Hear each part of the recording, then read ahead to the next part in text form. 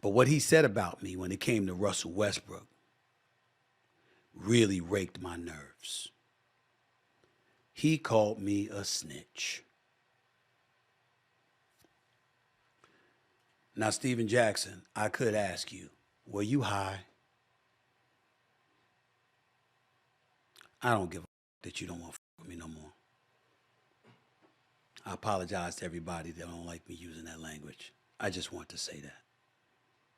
And by the way, one of the boys was Stacks that used to do that. Yet he on the air with you the other day. I can't even tell you how pissed I am with his ass. I ain't gonna lie to you. I mean, I can't wait to see him because it's like, wait a minute.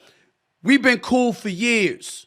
Years. Oh, yo, Stephen A. bumped that. Hell with Stephen A. saying some bullshit like that. What, I ain't the smartest dude in the world, but I'm the king of common sense. Well, wait a minute.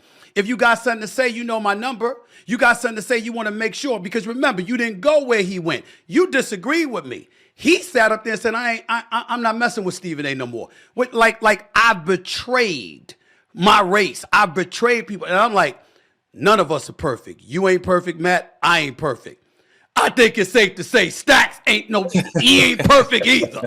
What nerve? What nerve? And I'm like, I thought that he went entirely too far, and I thought, and I admire you and respect you for coming on this show because you are my witness. Did I not reach out to both of y'all and invite both of y'all on this show? And Stacks was the one that didn't answer. Is that not correct? Man. So it's looking like we got to talk about Stephen A. Smith and Steven Jackson.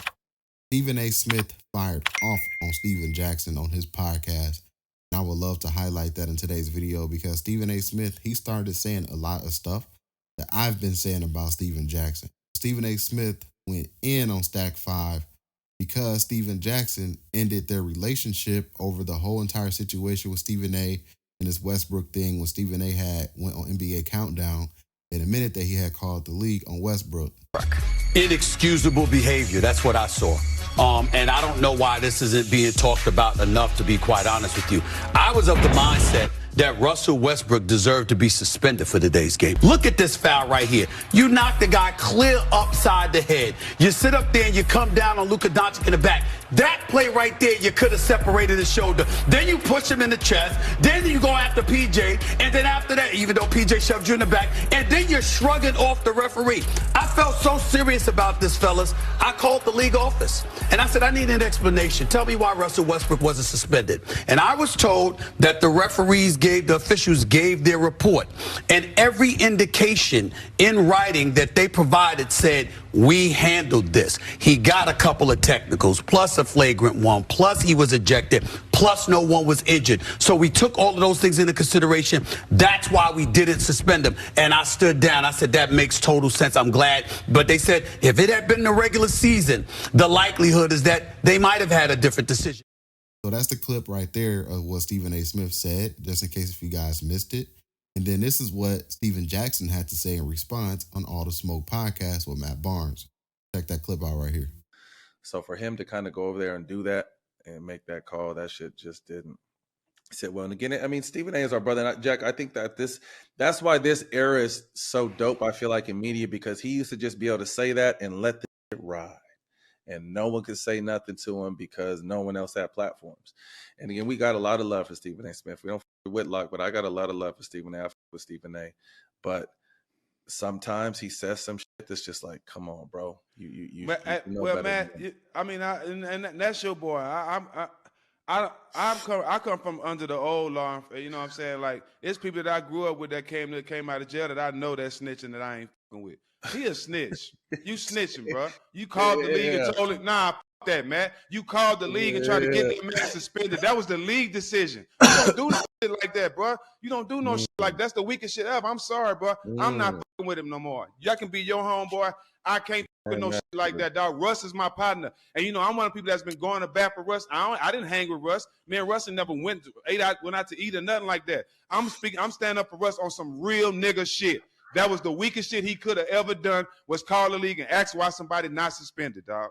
So as we can see, Steven Jackson ended his 20-plus year friendship with Stephen A. And Stephen A., he didn't take too kind to that. Stephen A., he caught wind of it. He had made this Twitter post right here, as you can see. He was saying like, wow, I'm going to address this. live on my podcast tonight. And that's exactly what Stephen A. Smith did. And Stephen A. Smith had this to say about Stephen Jackson. You know anything about that? You know what the job entails, Stack? You have any clue? Have you been a reporter for 30 years? Do you understand the obligation to ESPN for a flagship show that is the pregame show for the NBA? You said, I don't work for the NBA. I work for ESPN, which gives over $1 billion to the NBA. You don't think they wanted the information? What was the rationale? What did I say when I went on TV?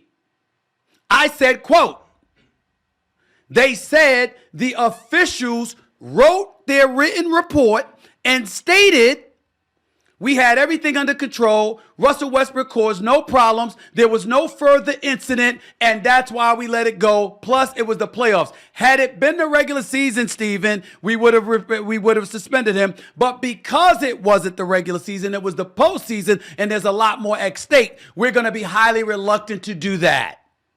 That is the report I gave over the air. Would you have preferred that it came from Adrian Wojnarowski? Would that make you feel more comfortable? Would that have sufficed? I did my job. That's what comes with the NBA. You remember when you ran into the stands and you were fighting, Stack? When Ron Artest got all of that? Remember all of that? Remember when I went on the air and spoke? And my ass got raked through the coals for trying to come to your defense? Remember that? I called the league office. With one incident after another that you or any other player have found themselves in, when the heavy hand of the league office, in all likelihood, is coming down upon you, we call the league office for an explanation to provide it because the league office wants their explanation over the airwaves from the network they have a rights deal with. It's called business. Now, I know you don't get involved in that too much because you leave that up to Matt Barnes a lot more. But it's business. And I have an obligation to conduct business on behalf of ESPN. Everybody can't be you, Stack. Everybody can't have a podcast and they don't work for nobody else. Everybody can't be committed to always representing the streets and representing the players and think you doing something positive for them by giving them wrong or ill-advised advice. Everybody can't get away with that, Stack. Sometimes you got to tell people what they don't want to hear. Sometimes you got to give it to them straight and real from the other perspective that they inevitably gonna have to deal with. Last time I checked, you ain't writing your own checks. You get it from somebody. Who paying you? You ain't got to listen to them? You ain't got to hear what they have to say? You ain't got to oblige to some degree? You ain't got to work a little extra? You ain't got to take on different responsibilities from time to time that you may not necessarily like, but it comes along with the territory because you signed a contract? You don't know anything about that, Stack? I'm making that up. Come on, bro. You ain't even got to be like that. You feel the way you feel, I feel the way that I feel. I respect where you coming from, but you ain't right. You wrong, and you don't have all the facts. And then to not return my call, to not return my text, to not take the offer that your man Matt Barnes took to come on the show and say it to my face and have a man-to-man conversation. Yo, bro, you better than that. Unless speaking to me directly and having to have your facts right in front of my face was a challenge you wasn't willing to accept. As I've said to you and anybody who wants to talk about me, we know that I don't say 75% of the things I know. And we know I don't betray. And we know I damn sure ain't no snitch. That never gets associated with me, bruh. And it never will. We'll see each other eventually. Mad love and respect to you. no matter how you feel about me. Still got love and respect for you. You just don't know what the hell you're talking about on this issue. You do not have your facts. You are wrong. Okay, so that's Stephen A. Smith going off on Stephen Jackson. He has said a lot of real stuff.